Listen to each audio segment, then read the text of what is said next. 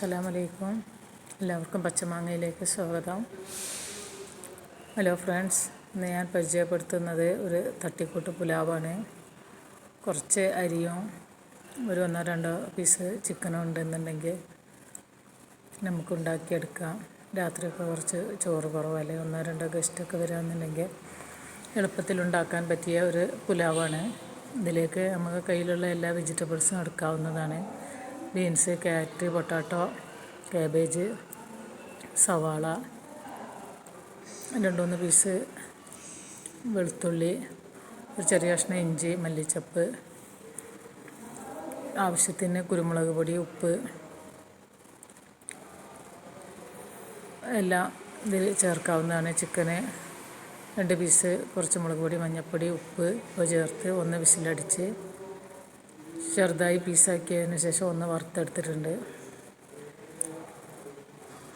ഒരു പാൻ അടുപ്പത്ത് വെച്ച് അതിലേക്ക് ആവശ്യത്തിന് ഓയിലോ ബട്ടറോ ഒഴിച്ച് വെജിറ്റബിൾസ് എല്ലാം നന്നായി ഒന്ന് വഴറ്റുക. പകുതി വേവാകുമ്പോൾ അതിലേക്ക് ചിക്കൻ ഫ്രൈ ചെയ്തതും ചേർത്ത് വഴറ്റി കൊടുക്കുക. അതിൽ നിന്ന് കുറച്ച് മാറ്റി വെച്ചതിന് ശേഷം തക്കാളി sauce, chilli sauce, soya sauce ആവശ്യത്തിന് ചേർത്ത് കൊടുക്കുക. ഓപ്ഷനിലാണ്, വേണമെങ്കിൽ ഒഴിവാക്കാം. റൈസ് ഒന്ന് അരമുറി ചെറുനാരങ്ങ നീരും ആവശ്യത്തിന് ഉപ്പും ചേർത്ത് ഒന്ന് വേവിച്ച് വാർത്ത് വെച്ചതാണ്.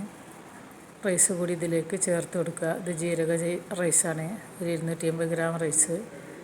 കുറച്ച് അരിയൊക്കെ നമ്മൾ ബിരിയാണിക്ക് നെയ്ച്ചോറൊക്കെ ഉണ്ടാക്കിയതിന് ശേഷം ബാക്കി വരുമ്പോൾ ഒന്നും ചെയ്യാൻ പറ്റാതെ ഇരിക്കുന്നുണ്ടെങ്കിൽ ഇങ്ങനെ ഒന്നുണ്ടാക്കി നോക്കിയാൽ മതി. സംഭവം ടേസ്റ്റ് ഉള്ളതായത് കൊണ്ടാണ് ഞാൻ നിങ്ങൾക്ക് പരിചയപ്പെടുത്തുന്നത്. എല്ലാവരും ഒന്ന് ഉണ്ടാക്കി നോക്കുക. റൈസ് കൂടി ഇതിന് മുകളിലേക്ക് ഇട്ട് ഉപ്പും കുരുമുളക് പൊടിയും നിങ്ങൾക്ക് ആവശ്യത്തിന് ചേർത്ത് കൊടുക്കുക. ഇത് നല്ല ടേസ്റ്റി ആയിട്ടുള്ളൊരു പുലാവാണ്.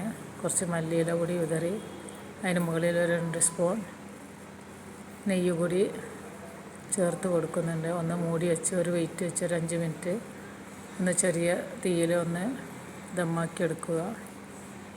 നിങ്ങൾ ഇഷ്ടപ്പെട്ടാൽ ഷെയർ ചെയ്യുക, ലൈക്ക് ചെയ്യുക, കമൻറ്റ് ചെയ്യുക, സബ്സ്ക്രൈബ് ചെയ്യുക. Okay, thanks.